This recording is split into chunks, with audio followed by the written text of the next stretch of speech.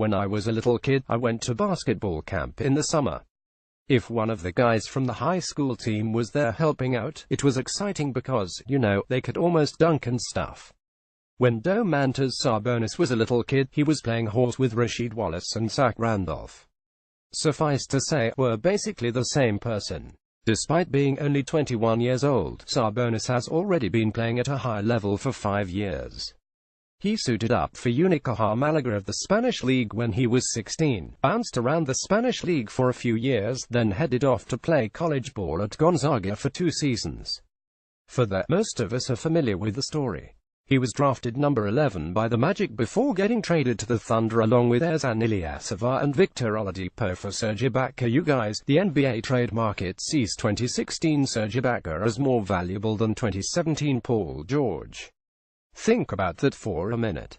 Sabonis opened last season as the starting power forward and held the spot until Taj Gibson arrived from Chicago at the trade deadline. He mostly played ninth fiddle to the Russell Westbrook one-man show, but we saw his lottery pick potential once in a blue moon. His reputation as a stretch four was oftentimes better than his actual shooting numbers, but if you can stand behind the arc and hit the rim every so often, that's elite status on last year's Thunder team. In the clip above, both the gravity to draw a closeout and the ability to put a ball on the floor like that are very good signs for Sabonis optimists. For the modern stretch big, the stretch isn't usually enough on its own. It hasn't been for a while now. Here's Sacklow on this very phenomenon. Back in 2015, a few executives have dumped the term stretch four altogether and replaced it with playmaking four, a term I'm officially stealing right now. Shooting is nice, but it's not enough anymore as defenses get smarter, faster, and more flexible, working within the loosened rules. Spot-up guys have to be able to catch the ball, pump fuck your defender rushing out at them, drive into the lane, and make some sort of play. If they can't manage that, a possession dies with them. Sabonis can do that. Can he guard someone else that can also do that well? S only 21.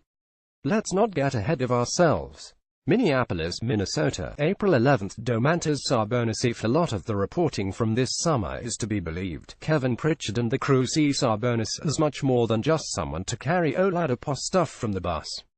Other than Miles Turner, HES reportedly viewed as just as much a part of the Pacers' future as anyone.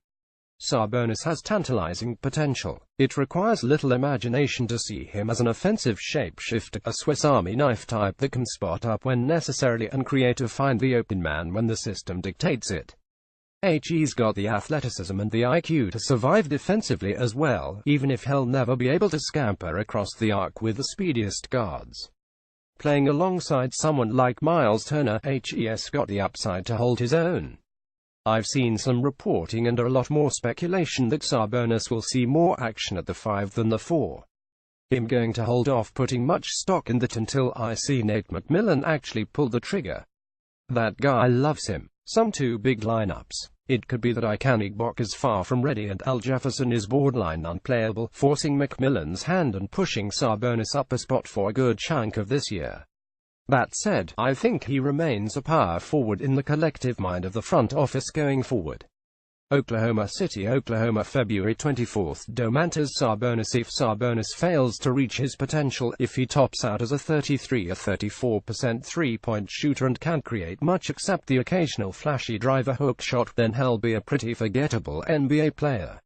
He might go off 3 or 4 games a year, take advantage of bench units and frustrate Pacers fans with inconsistency throughout his tenure. If he becomes the ideal Domantas Sabonis, though, we can expect to see plays like this a lot in more often. Vision and playmaking like that are crucial to Sabonis' final form. He's not going to be a go-to scorer and He's not going to hold the back line defensively. If, however, he can become that playmaking for NBA executives were drooling over back in 2015, then he could push the Pacers from good to great. We won't know the year. We might not even know next year, but Domantas Sabonis' time is coming.